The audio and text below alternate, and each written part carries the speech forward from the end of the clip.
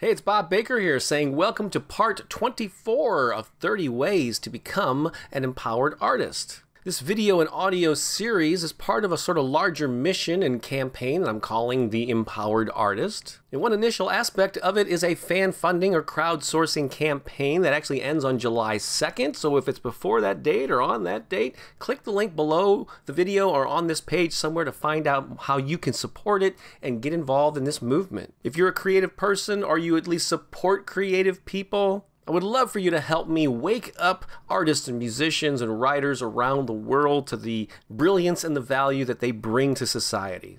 So click the link to learn more. In this segment, I'm going to talk about an acronym known as CTA. I'll explain that in just a moment. And also a concept, a phrase that I've used called get your ask out there. Ask as in ASK.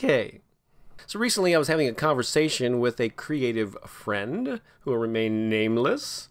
And he was expressing his frustration over the lack of progress, the slow progress. He had been honing his craft and sharing his gifts and getting his stuff out there, but not many people were responding or purchasing his stuff. And after a little bit of probing, I discovered that he really wasn't asking people to support him in any way. He was putting it out there, but there was no real incentive or request for people to take a specific action to either support him or show up at the event or purchase the thing he was offering. So one solution to this is to do what I talked about in part 16, a number of videos back, about having a structure in place and a business model, and 3 choices that you give people when you offer something for sale. But you have to take another step to really be effective. And why is that? Well, people are distracted these days. There's a lot going on. We're overloaded with multi-sensory input, and then we forget stuff, and squirrel! Funny guy, huh? So you can't just put stuff out there and then let people figure out for themselves what to do. You have to come right out and ask them. Hence that phrase, get your ask out there. People need to be sort of told and directed what to do. You need to be very clear about what you're asking them, what you're wanting them or hoping that they do for you.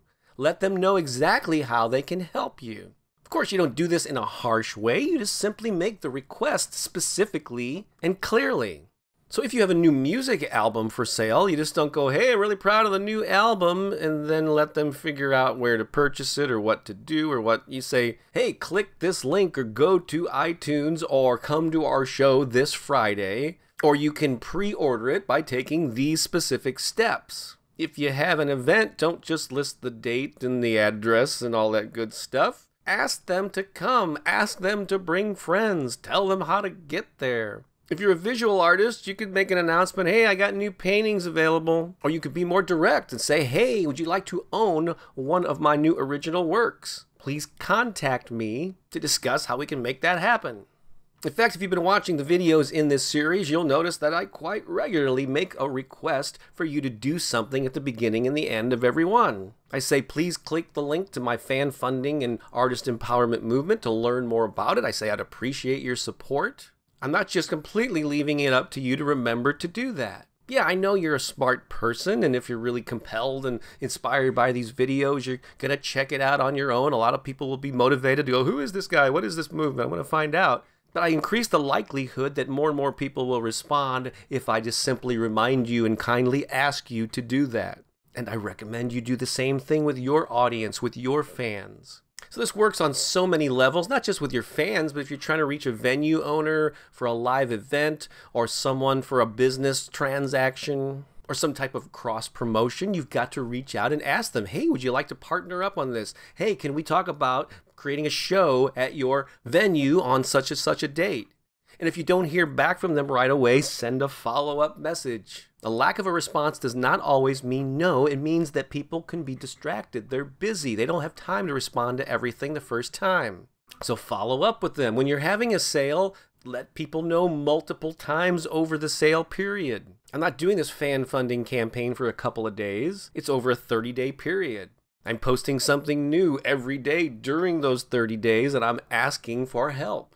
Am I going to get it from everyone? No, you're going to get a lot of no's too. People who don't care, or they might consume the promotional piece that you're putting out there, like these videos. It's great if you enjoy it. If you don't support it now, maybe you'll support it in the future. Maybe you'll tell somebody about it and spread the word about this movement and my message. But by asking regularly, in a kind and confident manner, I increase the odds that more people will get behind it.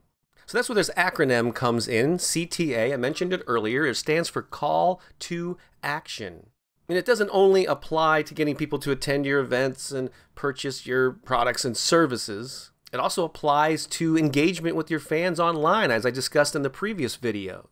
So whenever you post something, whenever you go out to publicly announce something or share something, ask yourself this question: what do I want people to do when they get exposed to this communication? Whether it's a one-sentence update or a blog post or a video or whatever. What do you want people to do? What's the action that you want them to take? Is it to purchase something? Is it to attend the event? Is it to subscribe to your email newsletter or YouTube channel? Is it to comment below? Figure out what those things are. It's okay to have more than one. I would limit it to maybe 1 or 2 primary things that you want people to do. Each piece of content that you create should have a specific purpose. So figure out what that purpose is and design the thing so that you ask for the specific action that you want them to take.